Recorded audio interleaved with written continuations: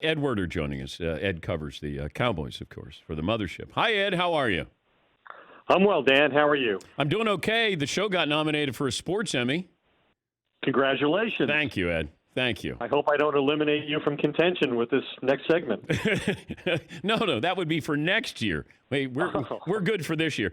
All right, are we getting closer to putting an end to the Dak Prescott? Will he sign a long-term deal with the Cowboys?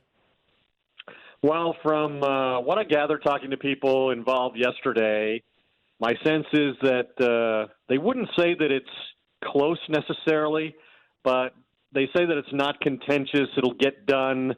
And that in all likelihood, Dak, at least briefly, will be the highest paid player in the league. I think, Dan, one thing that happened here of real significance, Dak spent all of last season playing out the final year of his rookie contract, had his best statistical season, and created all this leverage for himself. But where he lost a little leverage was this coronavirus pandemic that prompted the NFL to cancel the off-season programs that would have ordinarily started on April 6th for the Cowboys, 2 weeks ahead of most others because they have a new head coach in Mike McCarthy. I think that would have created a real deadline for the Cowboys to get the deal done because they weren't going to start the offseason without their starting quarterback. And now that that's gone, the only real deadline that we know of that exists at the moment is July 15th. That's the deadline for franchise tag players to sign multi-year deals with their current teams. I think both sides hope to get done in advance of that. I'm just saying that they lost the pressure that ordinarily would exist with the start of their off-season program under Mike McCarthy looming in just a couple weeks. Help me if it's the numbers, the dollar amount, or the years with Dak Prescott that was the holdout. Or maybe it was a combination. Yeah, I think it is a combination. My understanding is that there's no agreement at this point on the length of the contract. But I think the issue, or the value of the contract, but I do think the issue of length is very significant in that, Prescott and his agent Todd France want 4 years so they can negotiate again soon after the NFL has new money from the upcoming TV deals. And the Cowboys' philosophy has always been that they want longer contracts so that they can spread the signing bonus across more time and limit the players charged to the cap the first few years. Like an example would have been Amari Cooper. They signed him to a 5-year contract last week at $100 million, but his first-year cap number is only $12 million. The cap number every other year is $22 million. So that creates, first-year flexibility for them in other areas. And then Dak Prescott, he wants 4 years, and he can say, hey, Aaron Rodgers, Jared Goff, Carson Wentz, Russell Wilson, they all got 4-year extensions as quarterbacks, and they had a year remaining on their contracts. I played my deal out. Why shouldn't I get the same thing that they got? I played at an incredibly discounted cost as it is. The sudden retirement of Travis Frederick, how big a hole is that going to be to fill, and does that change Dallas's draft strategy at all? The interesting thing about Travis Frederick is, he missed the entire 2018 season with that autoimmune disorder, Guillain-Barré syndrome.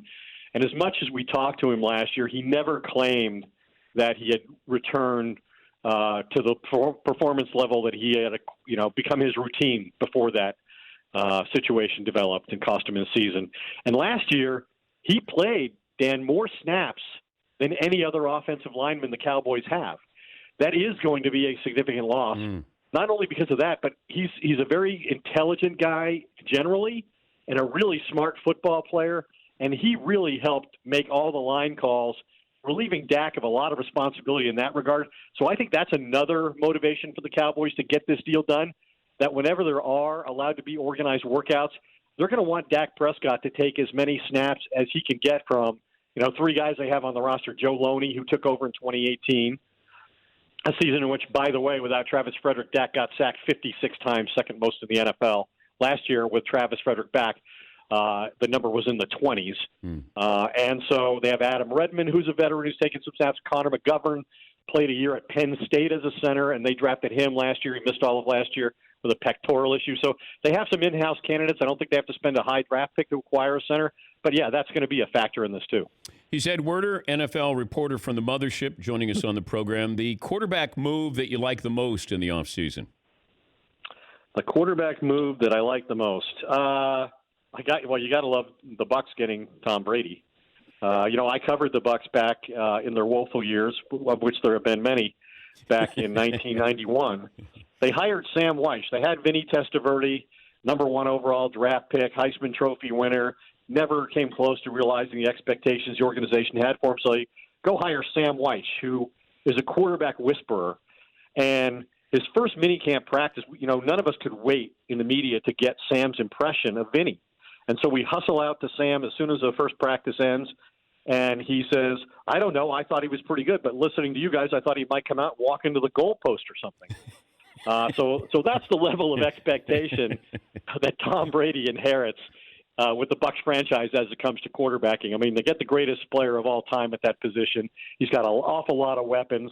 And I think it's interesting, Dan, that he goes into free agency for the first time in his career, which he very carefully set up this opportunity and made his own choice for the first time in his career.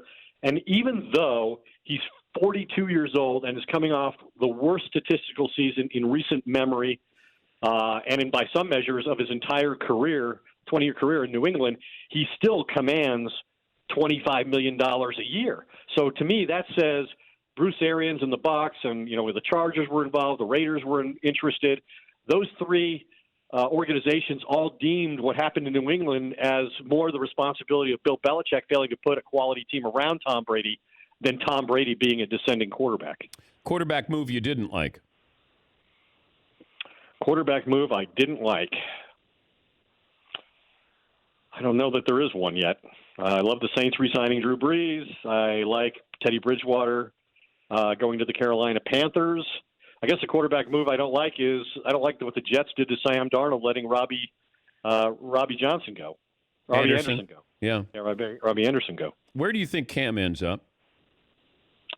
Really hard to say. I think that if you look at it, there have been a lot of situations recently in free agency where a quarterback has switched teams and gone on to start a Super Bowl. In fact, 9 different quarterbacks have started a Super Bowl after signing with a different team in free agency, and 6 have won the title, most recently Nick Foles and Peyton Manning and Drew Brees.